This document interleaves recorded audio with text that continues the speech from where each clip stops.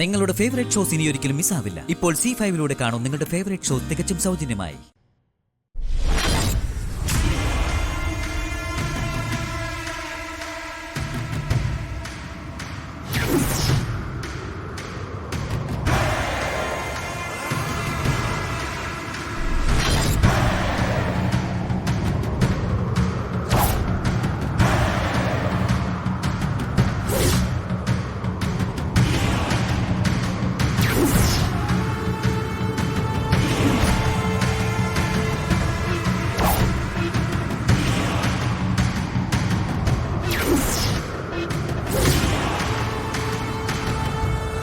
എന്താ കോട്ടക്കൽ മേഘനാഥ, നീ ഭയന്നു പോയെന്ന് തോന്നുന്നല്ലോ. വീരശൂര പരാക്രമിയല്ലേ നീ, ശിലാഹൃദയൻ. ഒരൽപ്പം രക്തം കണ്ടാലുടനെ ഇങ്ങനെ ഭയക്കാൻ പാടുണ്ടോ?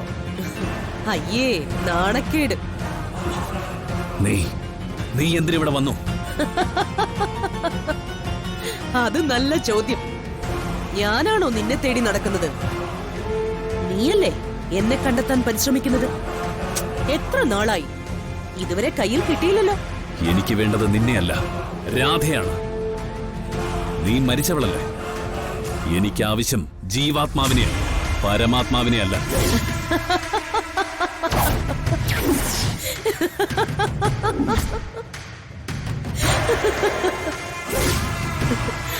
ആ ഉത്തരം എനിക്കിഷ്ടപ്പെട്ടു. പക്ഷേ ആ ജീവാത്മാവ് എങ്ങനെ പരമാത്മാവായെന്നൊന്ന് ആലോചിച്ചു നോക്ക്. എങ്ങനെ മരിച്ചു? അപകടമായിരുന്നോ? ആത്മഹത്യയായിരുന്നോ? അല്ലല്ലോ. അതൊരു കൊലപാതകമല്ലേ മേഘനാഥ? നീ നടത്തിയ കൊലപാതകം.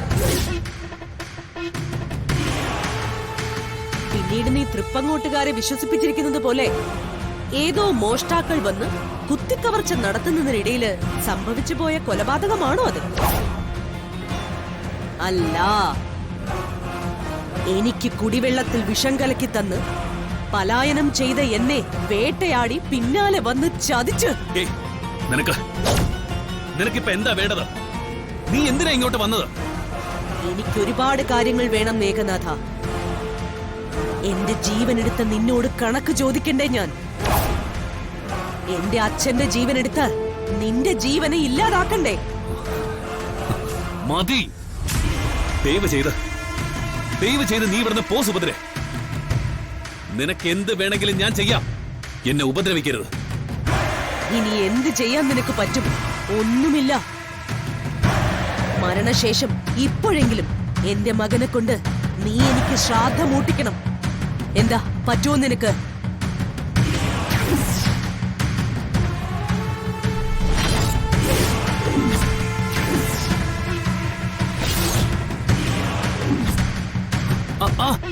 ശരി, അത് ഞാൻ ചെയ്യിപ്പിക്കാം. ഇല്ല, നിനക്കൊരിക്കലും അത് ചെയ്യാൻ പറ്റില്ല. ഒരിക്കലും. പറ്റും, എനിക്ക് പറ്റും. ഞാനത് ചെയ്ത് കാണിച്ചു തരാം. ഇല്ല, നീ ഇപ്പോഴും അവരെ വേട്ടയാടുകയാണ്. എന്റെ മകനെ, രാധയെ, ദർശനെ, സൗഭാഗ്യയെ. എന്താ, ശരിയല്ലേ? വെറു പിടിച്ചു കഴിഞ്ഞു നിനക്ക്. രക്തത്തിന്റെ രുചി പിടിച്ചു പോയി നീ. ഇനി നീ ജീവിക്കുന്നതിനേക്കാൾ നല്ലത് മരിക്കുന്നതാ. ഞാൻ തന്നെ അത് ചെയ്യണം. ഞാൻ തന്നെ.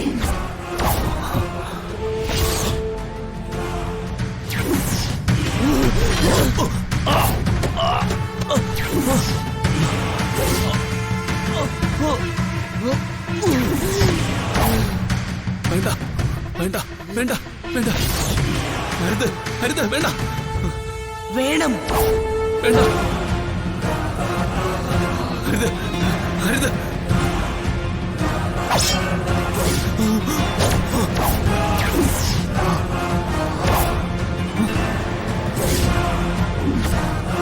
വേണ്ട.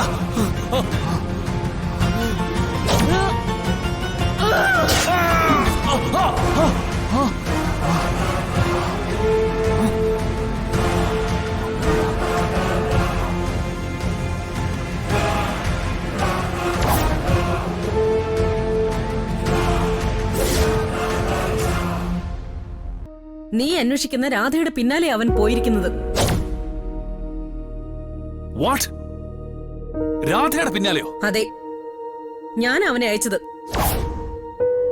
വേലയ്യൻ എന്തെങ്കിലും സംഭവിച്ചാ അതിനർത്ഥം രാധ വീണ്ടും ജയിച്ചുവെന്നാ.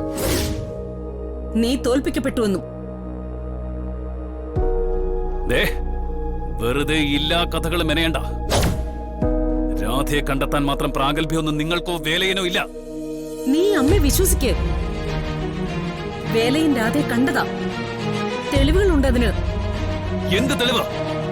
നീ വേലയനെ ഇവിടുന്ന് പുറത്താക്കില്ലേ? ഒരു താൽക്കാലിക ജോലി ഏർപ്പാടാക്കി ഞാൻ വേലയനെ അയച്ചത് ദാമോദര കൈമളുടെ അടുത്തേക്കാ.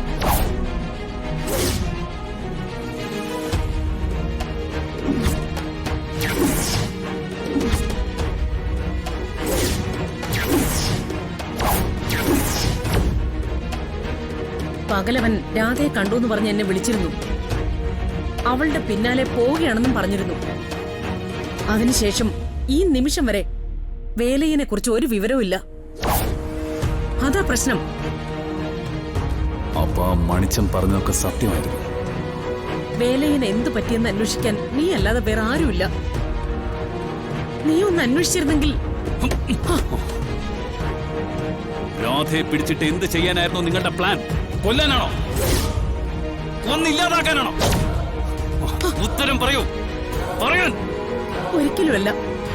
ഇനി ഒരിക്കലും നീയുള്ള ഈ നാട്ടിൽ നിൽക്കരുതെന്ന് എനിക്ക് പറയണമായിരുന്നു. നിന്റെ ജീവിതം അവൾ വന്നാ നശിക്കും. ആര് പറഞ്ഞു? ഇനി എന്റെ ജീവിതത്തിൽ എന്തെങ്കിലും ഒരു ലക്ഷ്യമുണ്ടെങ്കിൽ അത് രാധയെ സ്വന്തമാക്കുക എന്നുള്ളത് മാത്രമാണ്. അതെന്തെങ്കിലും ആവട്ടെ. വേലയന്റെ കാര്യം. അവൻ എന്തെങ്കിലും സംഭവിച്ചാൽ പോലും എനിക്കൊന്നുമില്ല. പക്ഷെ നിങ്ങൾ കാര്യങ്ങൾ തുറന്നു പറയാൻ വൈകിയതാണ് എല്ലാ കുഴപ്പങ്ങൾക്കും കാരണമെന്നത് മറക്കരുത്.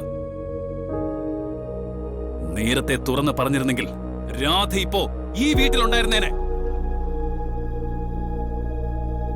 സാരമില്ല, എനിക്കറിയാം എന്ത് വേണോന്ന്. ദാമോദര കൈമൾ സ്വർണം പണയത്തിനെടുത്ത് പൈസ കൊടുക്കുന്ന ആളല്ലേ? അതെ. ആ, എനിക്കറിയാം എന്റെ വഴി.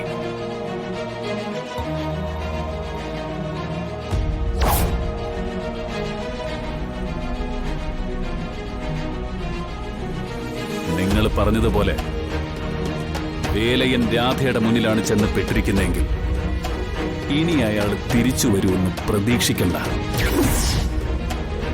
രാധ സുഭദ്രയുടെ നേർപ്പെങ്ങളാണ്. തൃപ്പങ്ങോട്ട് വാസുദേവന്റെ മകൾ.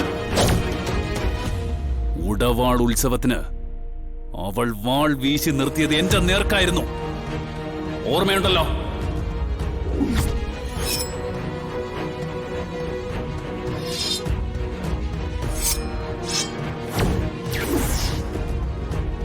ആ രാധയുടെ കയ്യിൽ വളകൾ മാത്രമല്ല, വാളും വിളങ്ങും. നിങ്ങളുടെ വേലയിൽ ചത്തു എന്ന് വിശ്വസിക്കാം. അത്ര തന്നെ.